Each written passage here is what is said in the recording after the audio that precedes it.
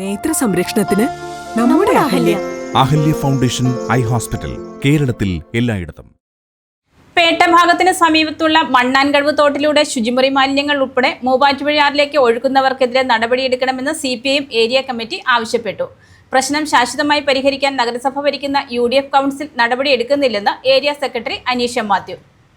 മൂവാറ്റുപുഴ നഗരസഭ 18-ാം വാർഡിൽ ജനങ്ങൾ തിങ്ങിപ്പാർക്കുന്ന പേട്ട ഭാഗത്തിന് സമീപത്തുള്ള മണ്ണാൻകടവ് തോട്ടിലൂടെ ശുചിമുറി മാലിന്യങ്ങൾ ഉൾപ്പെടെ മൂവാറ്റുപുഴയാറിലേക്ക് ഒഴുക്കുന്നവർക്കെതിരെ നടപടിയെടുക്കണമെന്നും മണ്ണാൻകടവ് തോടും മൂവാറ്റുപുഴയാറും മലിനമാകാതെ സംരക്ഷിക്കണമെന്നും CPIM ഏരിയ കമ്മിറ്റി ആവശ്യപ്പെട്ടു. മാലിന്യം ഒഴുക്കിവിടുന്നതിനാൽ പ്രദേശവാസികളും യാത്രക്കാരും തോടിനടുത്തുള്ള പേട്ട അങ്കണവാടിയിലെ കുട്ടികളും ദുരിതത്തിലാണ്.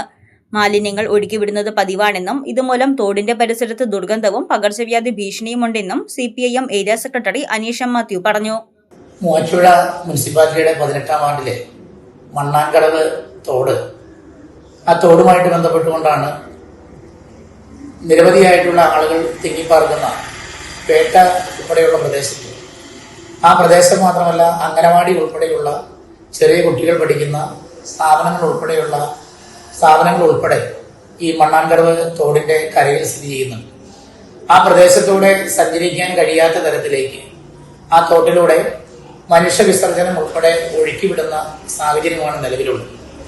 നിരവധി തവണ ആ പ്രദേശത്തെ ആളുകളും മുനിസിപ്പാലിറ്റിയുടെ ഉൾപ്പെടെ ശ്രദ്ധയിൽ ഈ വിഷയം പെടുത്തിയതാണ്.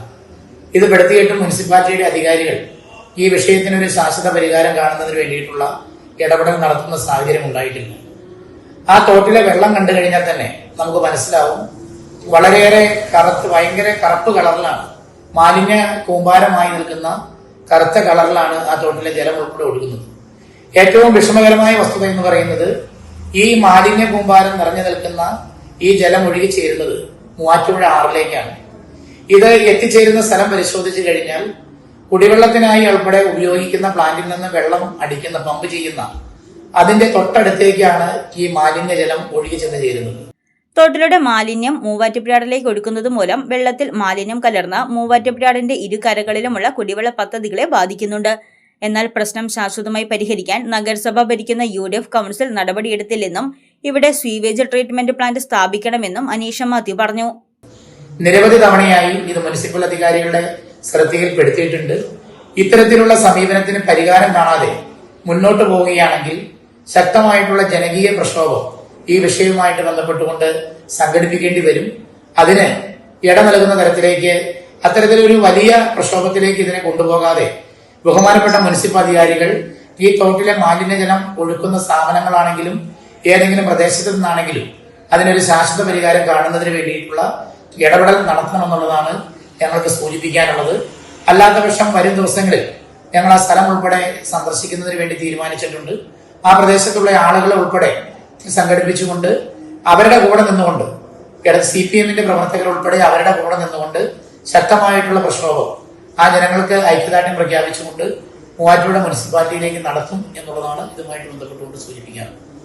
മഴക്കാലപൂർവ്വ ശുചീകരണ പ്രവർത്തനങ്ങൾ നടത്തി മണ്ണാൻകടവ് തോട് മാലിന്യമുക്തമാക്കി മൂവാറ്റുപുഴയാറും കുടിവെള്ള പദ്ധതികളും സംരക്ഷിക്കണമെന്നും അനീഷ മാത്യു ആവശ്യപ്പെട്ടു. News desk Muvattupuzha news. പഠനത്തിനപ്പുറം ജീവിതം തൊട്ടറിയാം, ഭാവിയെ രൂപപ്പെടുത്തുന്ന അറിവിന്റെ തിരുമുറ്റം നിർമ്മല കോളേജ് മൂവാറ്റുപുഴ. റാങ്കുകളുടെ തിളക്കമാർന്ന പാരമ്പര്യം, NAC A++ മികവിന്റെ കരുത്തിൽ വിജയത്തിലേക്കുള്ള നിങ്ങളുടെ ഉറച്ച ചുവടുവെപ്പ്. ഇവിടെ സ്വപ്നങ്ങൾക്ക് ചിറകുകളുണ്ട്. നിങ്ങളുടെ സർഗാത്മകതയെ ലോകത്തിന് മുന്നിലെത്തിക്കാൻ നിർമ്മല കൂടെയുണ്ട്. വെറുമൊരു ബിരുദമല്ല, മികച്ചൊരു കരിയർ. ആധുനിക സൗകര്യങ്ങളും സുരക്ഷിതമായ ഹോസ്റ്റലുകളും ഇവിടെ നിങ്ങൾക്കായി ഒരുങ്ങുന്നു. 2026-27 അഡ്മിഷനുകൾ ആരംഭിച്ചു. ഇന്ന് തന്നെ അപേക്ഷിക്കൂ.